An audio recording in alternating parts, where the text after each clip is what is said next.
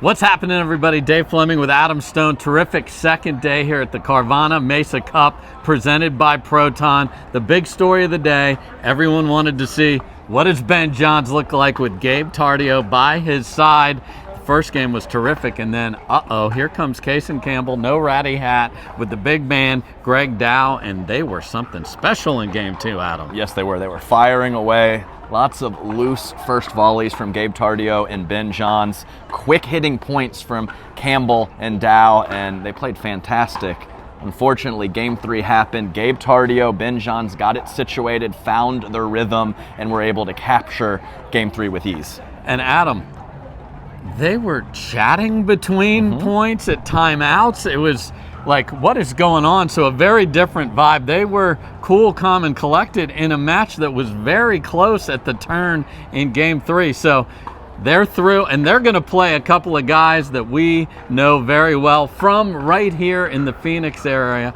Pesatione, Craig Johnson are going to go after them tomorrow in the round of 16. What do you expect from that one? Oh, I mean, the crowd's going to be behind him. Pesatione, he's got that lefty craftiness, Yes. very athletic. Craig Johnson, nice guy off the court, great player on the court. So tall task ahead of them against Tardio and Ben Johns, but they have quality games, and sometimes that third player of the crowd can really help out a team. Yeah, come on, Phoenix. Help these boys out, because if they pull that upset off, man, that would be something special. Staying with the Ben Johns narrative, hadn't played singles all year long and is apparently unaware that Adam Harvey has a family. My goodness, Double Pickle's a very good player, Adam. Yeah, Adam Harvey is a good player, and Ben Johns was on fire, and he was doing it in Ben Johns style, where he was dinking and dunking, rolling the forehand inside out cross court. He had Adam Harvey on a string. He looked fantastic, and moving on in emphatic fashion. He sure was. So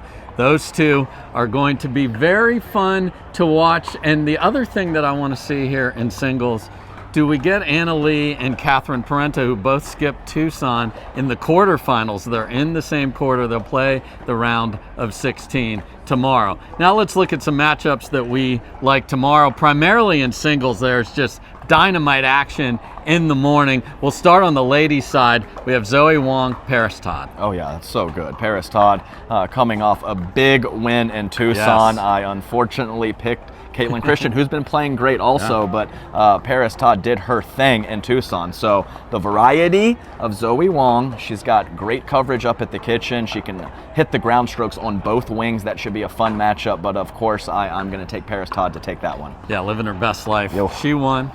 Boyfriend Hunter Johnson won in a Super Bowl commercial. Now carrying that over here. Speaking of Caitlin Christian, not her best day, but she's made every final. Fed isn't church anymore. Caitlin Christian is. She gets to Sunday every single time. She'll play Jeannie Bouchard. Oh yeah, Jeannie Bouchard just growing every time I see her play. A little more variety, a little more comfortable with her court positioning and what's coming from her opponents.